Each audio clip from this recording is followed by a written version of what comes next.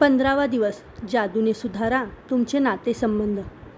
जर तुमचे नातेसंबंध तापदायक किंवा बिघडलेले असतील, तुमचा हृदयभंग होऊन तुम्ही दुःखी झाला असाल, दुसऱ्या व्यक्तीबद्दल तुमच्या मनात राग असेल किंवा कोणत्या तरी गोष्टीबद्दल तिला तुम्ही दोषी ठरवत असाल, तर कृतज्ञतेने तुम्ही त्यामध्ये बदल घडवून आणू शकता. मग ती व्यक्ती तुमचा नवरा किंवा बायको असो, भाऊ किंवा बहीण असो, मुलगा किंवा मुलगी असो, जोडीदार, साहेब, व्यवसायातील ग्राहक, कामाच्या ठिकाणचा सहकारी, सासू किंवा सासरे, आई वडील, मित्र किंवा शेजारी, कोणीही असो. कृतज्ञता या बिघडलेल्या अवघड नातेसंबंधात जादूने सुधारणा घडवून आणेल. आपले नातेसंबंध जेव्हा बिघडतात किंवा नातेसंबंधात कोणती तरी आव्हानात्मक परिस्थिती निर्माण होते, तेव्हा बहुतेक सर्व घटनांमध्ये आपण दुसऱ्या व्यक्तीबद्दल किंचितही कृतज्ञता बाळगत नाही. त्याऐवजी त्यांच्यात आणि आपल्यात ज्या समस्या निर्माण झाल्या आहेत त्याबाबत त्यालाच दोषी ठरवण्यात आपण गर्क झालेलो असतो.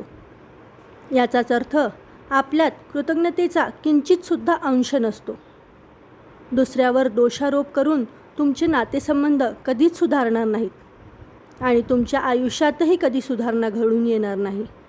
खरं तर जितके जास्त तुम्ही दुसऱ्याला दोष द्याल, तितके तुमचे नातेसंबंध जास्त बिघडत राहतील आणि तुमचं आयुष्यही अधिक त्रासदायक होत राहील. हे नातेसंबंध सध्याचे असोत किंवा भूतकाळातील असोत, दुसऱ्या व्यक्तीबद्दलच्या वाईट भावनांना तुमच्या मनात तुम्ही जर थारा दिला असेल, तर कृतज्ञतेच्या आचरणाने तो काढून टाकला जाईल. दुसऱ्या व्यक्तीबद्दलच्या तुमच्या मनात असणाऱ्या वाईट भावना तुम्हाला का काढून टाकायच्या असतात? Open inverted comma. मनात राग बाळगणे म्हणजे दुसऱ्याच्या अंगावर फेकण्यासाठी आपल्या हातात कोळशाचा जळता निखारा घट्ट धरून ठेवणे आणि पोळता ते तुम्हीच. Close inverted comma. Gautam Buddha अंदाजे इसवी पूर्व 563 ते इसवी पूर्व 483 बौद्ध धर्माचे संस्थापक. दुसऱ्या व्यक्तीबद्दलच्या वाईट भावना तुमचं आयुष्य जाळून टाकतील, पण कृतज्ञतेने मात्र या वाईट भावना संपून जातील. उदाहरणार्थ, तुमचा आधीचा जोडीदार जो तुमच्या मुलांमुळे तुमच्याशी जोडला गेला आहे, पण आता तुमचे आणि त्याचे नातेसंबंध चांगले नाहीत. तुमच्या मुलाकडे पहा. तुमच्या आधीचा जोडीदार नसता तर ती जिवंत राहिली नसती. तुमच्या मुलांचं आयुष्य ही तुम्हाला मिळालेली केवढी मौल्यवान देणगी आहे. तुमच्या मुलाकडे पहा आणि त्यांच्या आयुष्यासाठी तुमच्या आधीच्या जोडीदाराचे आभार माना. याचबरोबर नातेसंबंधात शांतता आणि सखोला कसा ठेवावा आणि त्यासाठी कृतज्ञतेचं सर्वात महत्त्वाचं साधन त्यांच्या आयुष्यात कसं वापरावं याची शिकवण तुम्ही मुलांना तुमच्या उदाहरणावरून देता. तुमचे नातेसंबंध संपुष्टात आल्याने तुमचा हृदयभंग होऊन तुम्ही दुःखी आहात. अशा वेळी कृतज्ञतेच्या जादुई शक्तीने तुम्ही तुमच्या वेदनेत बदल घडवून आणू शकता. दुसऱ्या कोणत्याही गोष्टीपेक्षा कृतज्ञता तुमच्या भावनिक वेदनेचे रूपांतर झपाट्याने आनंदात करते आणि तुमच्या मनातील जखम भरून काढते. माझ्या आईवडिलांची गोष्ट हे त्याचे परिपूर्ण उदाहरण आहे. माझे आईवडील अक्षरशः प्रथमदर्शनी एकमेकांच्या प्रेमात पडले. ते भेटले त्या क्षणापासून एकमेकांबरोबर असण्यासाठी ते कृतज्ञ होते. मी आत्तापर्यंत पाहिलेला तो सगळ्यात सुंदर विवाह होता. जेव्हा माझे वडील वारले तेव्हा माझ्या आईला अतीव दुःख झाले आणि ते समजण्यासारखंही होतं. काही महिने असेच दुःखात घालवल्यानंतर तिने कृतज्ञतेच्या जादुई शक्तीचा वापर करायला सुरुवात केली आणि तिचं हे इतकं प्रचंड दुःख आणि वेदना असताना देखील कोणत्या गोष्टीबद्दल कृतज्ञता व्यक्त करावी याचा शोध ती घेऊ लागली. भूतकाळापासून तिनं सुरुवात केली. माझ्या वडिलांबरोबर अनेक दशकं एकत्र घालवलेला आनंदाचा काळ तिला आठवला. यानंतर तिनं एक मोठं पाऊल उचललं आणि ते म्हणजे भविष्यातील कोणत्या गोष्टीबद्दल कृतज्ञ राहता येईल याचा विचार ती करू लागली. एकामागून एक त्या तिला सापडू लागल्या. माझे वडील असताना ज्या अनेक गोष्टी तिला करायच्या होत्या, पण करायला तिला वेळ झाला नव्हता, अशा गोष्टी तिला आठवल्या. कृतज्ञतेचं धीट पाऊल उचलल्यानंतर माझ्या आईपुढे तिच्या स्वप्नांची पूर्ती करणाऱ्या संधींचा जादूने वर्षाव झाला आणि आनंदानं तिचं जीवन पुन्हा एकदा समृद्ध झालं. कृतज्ञतेच्या जादुई शक्तीनं माझ्या आईला नवं जीवन मिळवून दिलं. आजच्या या जादूच्या कृतीमध्ये तुमच्या आयुष्याला जाळणारा जो जळता निखारा आहे त्याचं रूपांतर कृतज्ञतेमुळे शब्दशः सोन्यामध्ये कसं होतं ते तुम्ही पाहणार आहात. तुम्हाला सुधारणा हवी असं वाटणाऱ्या कोणत्याही एका बिघडलेल्या, प्रश्न निर्माण झालेल्या किंवा तुटलेल्या नातेसंबंधाची निवड करा. ती व्यक्ती सध्या तुमच्या आयुष्यात आहे की तिच्याशी पूर्वी तुमचं नातं होतं आणि आता मात्र ती तुमच्या आयुष्यात नाही, त्याचा काहीही परिणाम या कृतीवर होणार नाही. एका जागी शांतपणे बसा. ज्या व्यक्तीची तुम्ही निवड केली आहे तिच्याबद्दल कृतज्ञता का वाटते त्याच्या 10 कारणांची एक यादी तयार करा. जरा मागे वळून त्या नात्याचा इतिहास बघा.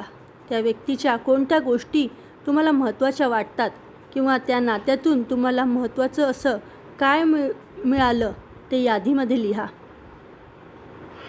ही यादी करण्याचा सर्वात सोपा मार्ग म्हणजे हे संबंध ज्यावेळी बिघडलेले किंवा संपलेले नव्हते त्या काळात जा आणि हे नातेसंबंध जर कधीच चांगले नसले तर आणखी नीट विचार करून त्या व्यक्तीमध्ये गुण आठवण्याचा प्रयत्न करा, कारण तिच्यात काहीतरी गुण असणारच.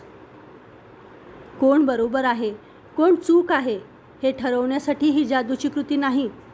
तिनं जे काही तुमच्या बाबतीत केलं त्याबद्दल तुम्हाला काय वाटतं याचा इथं संबंध नाही. ती व्यक्ती काय म्हणाली होती आणि तिनं काय केलं नाही त्याचा इथं संबंध नाही. तुम्ही जादूनं त्या नातेसंबंधाची जखम भरून काढू शकता आणि ती भरून काढण्यासाठी ती व्यक्ती तुमच्याबरोबर असण्याची देखील गरज नाही. प्रत्येक नातेसंबंधात अगदी ते बिघडलेले असले तरी त्यात काही सोनेरी क्षण असतात आणि ते तुमचे नातेसंबंध तुमचे आयुष्य समृद्ध करत असतात. जसजसे या नात्यातील आठवणीच्या खाणीत तुम्ही खणत जाल तसतसे काही चांगल्या क्षणांचं सोनं तुम्हाला सापडेल. हे क्षण लिहून काढा. त्या व्यक्तीला संबोधित करा. तुम्हाला कृतज्ञता का वाटते ते लिहा आणि कृतज्ञता व्यक्त करा.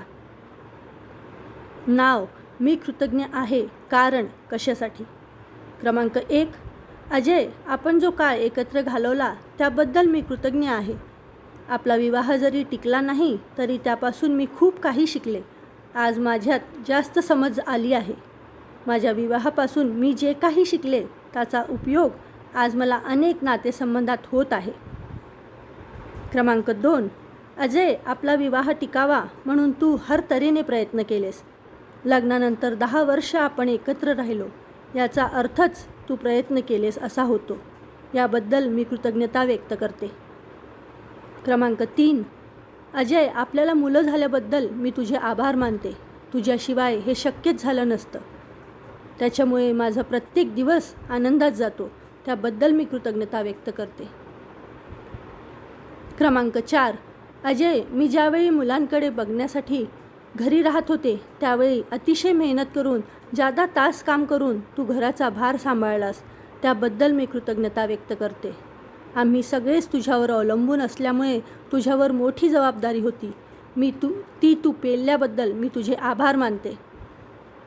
क्रमांक 5: अजय, आपल्याला मुलांना वाढवताना बघण्याचे बहुमूल्य क्षण मला लाभले.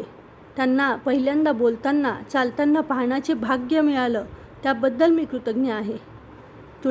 तुला ही संधी मिळाली नाही त्याची मला जाणीव आहे. क्रमांक 6: अजय, मी अतीव दुःखात आणि सर्वस्व हरवण्याच्या भावनेने एक अवघड कालखंडातून गेले. त्यावेळी तूच मला आधार दिलास. त्याबद्दल मी कृतज्ञता व्यक्त करते. क्रमांक 7: अजय, मी जेव्हा आजारी होते त्यावेळी तू माझी आणि मुलांची जी अतिशय काळजी घेतलीस त्याबद्दल मी कृतज्ञता व्यक्त करते. क्रमांक 8: अजय, आपण एकत्र घालवलेल्या महत्त्वाच्या प्रसंगांबद्दल आणि असे अनेक प्रसंग होते त्याबद्दल मी कृतज्ञता व्यक्त करते. क्रमांक 9: अजय, यापुढेही मुलांचे वडील म्हणून राहण्यास तू मान्य केलेस त्याबद्दल मी कृतज्ञ आहे. क्रमांक 10. अजय, आपल्या मुलांना तुझा जो आधार वाटतो आणि तुला त्यांना जो वेळ द्यावासा वाटतो त्याबद्दल मी कृतज्ञता व्यक्त करते. आपली मुलं माझ्यासाठी जितकी महत्त्वाची आहेत तितकीच ती तुलाही महत्त्वाची वाटतात हे मला माहीत आहे.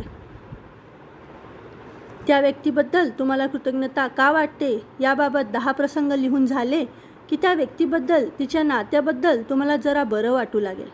त्या व्यक्तीबद्दल तुमच्या मनात कोणतीही वाईट भावना उरणार नाही, कटुता राहणार नाही. अशा अंतिम टोकापर्यंत तुम्हाला पोहोचायचं आहे, कारण त्या भावनांमुळे तुमच्या आयुष्याचं नुकसान होत असतं. हे लक्षात ठेवा. प्रत्येक नातं हे वेगळं असतं. जोपर्यंत त्या व्यक्तीविषयीच्या कटुभावना तुमच्या मनातून संपूर्णतया नाहीशा होत नाहीत तोपर्यंत त्या अवस्थेपर्यंत जाण्यासाठी गरज वाटल्यास कदाचित तुम्हाला या जादूच्या कृतीचा अनेक दिवस पुन्हा पुन्हा वापर करावा लागेल. तुम्ही जर सध्याच्या नातेसंबंधात सुधारणा घडून यावी यासाठी कृतज्ञतेच्या जादुई शक्तीचा वापर कराल तर तुमच्या डोळ्या देखतच त्या नातेसंबंधात विलक्षण बदल झाल्याचे तुम्हाला दिसून येईल. कृतज्ञतेने नातेसंबंधात बदल घडून येण्यासाठी एकच व्यक्ती लागते, पण जी व्यक्ती कृतज्ञतेचा वापर करते तिला संपूर्ण आयुष्यभर त्याचा लाभ मिळतो. ज्या व्यक्तीचा आणि तुमचा आत्ता संपर्कही नसेल अशा गतकाळातील व्यक्तीबरोबर नातेसंबंध सुधारण्यासाठी जर तुम्ही या जादूच्या कृतीचा वापर केलात तर आता तुमच्या मनात त्याविषयीची कटुता जाऊन शांतता आणि आनंद निर्माण होतो आणि त्याच वेळी तुमच्या सध्याच्या आयुष्यातल्या इतर नातेसंबंधातही जादूने सुधारणा घडून आल्याचं तुम्हाला जाणवतं. भविष्यात एखाद्या नातेसंबंधात अशी आव्हानात्मक परिस्थिती निर्माण होण्याची शक्यता वाटल्यास लगेच या जादूच्या कृतीचा वापर करायचा हे लक्षात ठेवा. नातेसंबंधात निर्माण होणाऱ्या अडचणीही ही कृती केल्यामुळे वाढणार नाहीत. त्याऐवजी या नातेसंबंधातील जादूच तुम्ही वाढवाल. जादूची कृती क्रमांक 15. जादूने सुधारा तुमचे नातेसंबंध. क्रमांक 1. तुमच्या वरदानांची मोजदाद करा. 10 वरदानांची यादी तयार करा. प्रत्येक वरदानाविषयी तुम्हाला कृतज्ञता का वाटते ते लिहा. तुमची यादी परत एकदा वाचा. प्रत्येक वरदान वाचल्यानंतर शेवटी आभारी आहे, आभारी आहे, आभारी आहे असं म्हणा आणि त्या वरदानाबद्दल शक्य तेवढी कृतज्ञता व्यक्त करा. क्रमांक 2. तुम्हाला सुधारणा कराव्याशा वाटणाऱ्या एका बिघडलेल्या, समस्या निर्माण झालेल्या किंवा तुटलेल्या नातेसंबंधाची निवड करा. क्रमांक 3. एका जागी शांत बसा. ज्या व्यक्तीबरोबरचे नातेसंबंध सुधारावेत म्हणून तुम्ही तिची निवड केली आहे तिच्याबद्दल तुम्हाला कृतज्ञता व्यक्त कराव्याशा वाटणाऱ्या 10 गोष्टींची लेखी यादी करा. नाव: मी कृतज्ञ आहे कारण कशासाठी. क्रमांक 4. आज रात्री झोपी जाण्यापूर्वी तुमचा जादूचा दगड एका हातात घ्या आणि दिवसभरात घडलेल्या सगळ्यात चांगल्या गोष्टीबद्दल आभारी आहे हे जादूचे शब्द उच्चारा. धन्यवाद.